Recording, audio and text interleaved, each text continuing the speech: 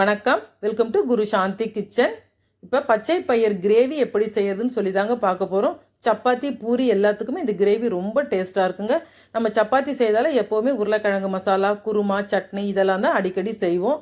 இந்த மாதிரி கிரேவி ஒரு வாட்டி ட்ரை பண்ணி பாருங்கள், ரொம்ப டேஸ்ட்டாக இருக்குங்க. சாப்பிட்றதுக்கும் கொஞ்சம் டிஃப்ரெண்ட்டாகவும் இருக்கும். இது ரொம்ப ஹெல்த்தியானதும் கூடங்க. இதை ரொம்ப ஈஸியாக செய்திடலாம்.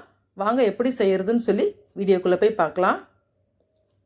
இப்போ நான் 100 கிராம் அளவுள்ள பச்சை பயிறு எடுத்து வச்சுருக்கிறேன். இதை வறுத்து செய்யும்போது நல்லா மணமாகவும் டேஸ்ட்டாகவும் இருக்குங்க. இப்போ இதை லேசாக வறுத்து எடுத்துக்கலாம். நல்லா கை பொறுக்கிற சூடு வர வரைக்கும் வறுத்துக்கலாம்.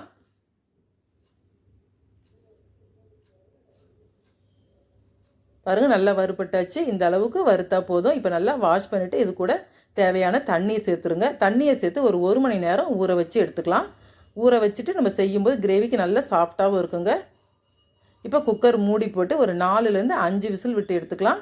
நம்ம ஊற வைக்காமல் செய்தோம்னா 7லேருந்து 8 விசில் விட வேண்டியது இருக்கும். இப்போ விசில் வர கேப்பில் நம்ம வெங்காயம் தக்காளியெல்லாம் கட் பண்ணி எடுத்து வச்சுக்கலாங்க. 2 பெரிய தக்காளி, வெங்காயம், பச்சை மிளகா, வரமிளகா, 10லேருந்து 15 பல் பூண்டு எடுத்து வச்சுருக்கேன். இப்போ இதெல்லாம் கட் பண்ணி எடுத்து ரெடியாக வச்சுக்கலாம். பாருங்கள், பருப்பு நல்லா வெந்து வந்தாச்சு. பார்க்குறதுக்கு முழு பருப்பாகவும் இருக்குது, மசிச்சு விட்டாவும் நல்லா மசிஞ்சு வருது. இந்த மாதிரி இருந்தால் தான் கரெக்டாக இருக்கும். உங்களுக்கு கிரேவியில் கொஞ்சம் அங்கங்கே பருப்பு இருந்தால் தாங்க சாப்பிட்றதுக்கு நல்லாயிருக்கும். இப்போ இது கூட கொஞ்சமாக தண்ணி சேர்த்துக்கோங்க. ரொம்ப கம்மியாகவே சேர்த்துட்டா போதும். இப்போ இதை நல்லா கலக்கி எடுத்து ஒரு ஓரமாக வச்சுக்கலாங்க. அடுத்து நம்ம தாளிப்பை பார்த்துடலாம். பாருங்கள், ஒரு பேன் வச்சுருக்கிறேன். அதில் ஒரு சின்ன குழிக்கரண்டி அளவுக்கு எண்ணெய் சேர்த்துக்கலாம். உங்களுக்கு தேங்காய் எண்ணெய் வேணாலும் சேர்த்துக்கோங்க, நல்ல டேஸ்ட்டாக இருக்கும். இப்போ எண்ணெய் நல்லா ஹீட் ஆனதும் அது கூடவே 1/2 ஸ்பூன் சீரகம் சேர்த்துக்கலாம். சீரகம் நல்லா பொரியட்டும்.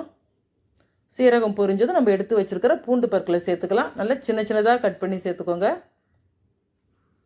இப்போ எல்லாம் நல்லா எண்ணெயில் பொரிஞ்சு வந்ததும் அது கூடவே எடுத்து வச்சுருக்கிற 2 பச்சை மிளகாவையும் பொடி பொடியாக கட் பண்ணி சேர்த்துக்கோங்க. நான் சின்னதாக 2 வரமிளகாய் சேர்த்துருக்குறேன். எல்லாம் நல்லா பொரிஞ்சு வரட்டும். இப்போ பாருங்கள், நல்லா பொரிஞ்சு வந்தாச்சு. இப்போ இந்த சமயத்தில் நம்ம எடுத்து வச்சுக்கிற வெங்காயத்தை நல்லா சின்ன சின்னதாக கட் பண்ணி சேர்த்துக்கலாம். வெங்காயம் கொஞ்சம் அதிகமாகவே சேர்த்துக்கோங்க, அப்போ தான் கிரேவி நல்லா டேஸ்ட்டாக இருக்கும். நல்ல ப்ரௌன் கலரில் வர வரைக்கும் வதக்கி எடுத்துக்கலாங்க. இந்த அளவுக்கு வதங்கினா போதும். இப்போ இது கூட மசாலாலாம் சேர்த்துக்கலாம். சின்ன ஸ்பூனில் 1/2 ஸ்பூன் மஞ்சள் பொடி சேர்த்துருக்கேன். கொஞ்சம் கருவேப்பிலை, நம்ம எடுத்து வச்சுருக்கிற 2 தக்காளியை பொடியாக கட் பண்ணி சேர்த்துக்கலாம். கிரேவிக்கு தேவையான உப்பு சேர்த்து விட்டுறலாம். அவ்வளோதாங்க. இதில் நல்லா வதக்கி எடுத்துக்கலாம். இப்போ தக்காளி நல்லா மசிஞ்சு வரணும், மஞ்சள் பொடி வாசனையும் ஃபுல்லாக போகணும். அந்த அளவுக்கு நல்லா வதக்கி எடுத்துக்கலாம். பாருங்கள், நல்லா வதக்கியாச்சு. இப்போ இந்த சமயத்தில் நம்ம மசிச்சு எடுத்து வச்சுருக்கிற பச்சை பயிரை சேர்த்துக்கலாம். இதில்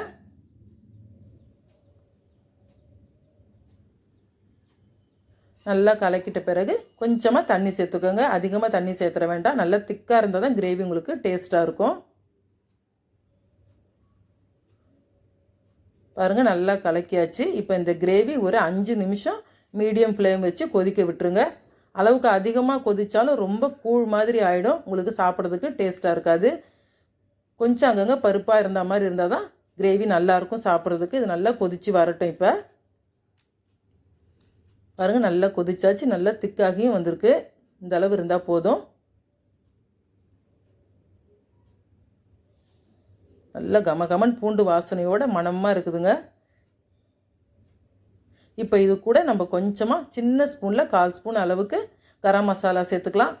கரம் மசாலா வாசனை பிடிக்காதவங்க ஸ்கிப் பண்ணிக்கோங்க, ஆனால் நல்ல ஒரு டேஸ்ட்டாக இருக்குங்க. பிடிச்சவங்களுக்கு ரொம்ப நல்லா இருக்கும்.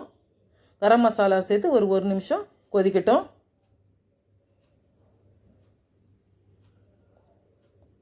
பாருங்கள், நல்லா கொதிச்சாச்சு. இப்போ இது கூடவே நம்ம கொஞ்சமாக தேங்காய் பால் சேர்த்துக்கலாம். ஒரு சின்னதாக 2 துண்டு தேங்காய் பத்தை எடுத்து நல்லா அரைச்சி பால் எடுத்து வச்சுருக்கிறேன். இந்த பாலை சேர்த்துக்கலாம். தேங்காய் பால் சேர்த்து செய்யும்போது ரொம்ப டேஸ்ட்டாக இருக்குங்க கிரேவி. நல்ல ஒரு டிஃப்ரெண்ட்டான டேஸ்ட்டோடு நல்லாயிருக்கும். கொஞ்சம் கொத்தமல்லியும் சேர்த்து விட்டுட்டு ஸ்டவ்வை ஆஃப் பண்ணிடலாங்க. தேங்காய் பால் சேர்த்து அதிகமாக கொதிக்க விடக்கூடாது. அவ்வளோதாங்க, அருமையான கிரேவி நமக்கு ரெடி. நல்ல ஹெல்த்தியானதும் கூட இந்த பச்சை பயிறு. இதை அடிக்கடி நம்ம செய்தோம்னா ரொம்ப நல்லா இருக்குங்க சாப்பிட்றதுக்கு. சப்பாத்தி சாப்பிடாதவங்க கூட அதிகமாக விரும்பி சாப்பிட ஆரம்பிச்சிருவாங்க. இதே மாதிரி நீங்களும் வீட்டில் ட்ரை பண்ணி பார்த்துட்டு கமெண்ட் பண்ணுங்கள், லைக் ஷேர் பண்ணுங்கள். இந்த கிரேவி உங்களுக்கு ரொம்ப பிடிக்கும்னு நினைக்கிறேன். பிடிச்சிருந்தால் மறக்காமல் நம்ம சேனலுக்கு சப்ஸ்கிரைப் பண்ணிக்கோங்க. நன்றி, வணக்கம்.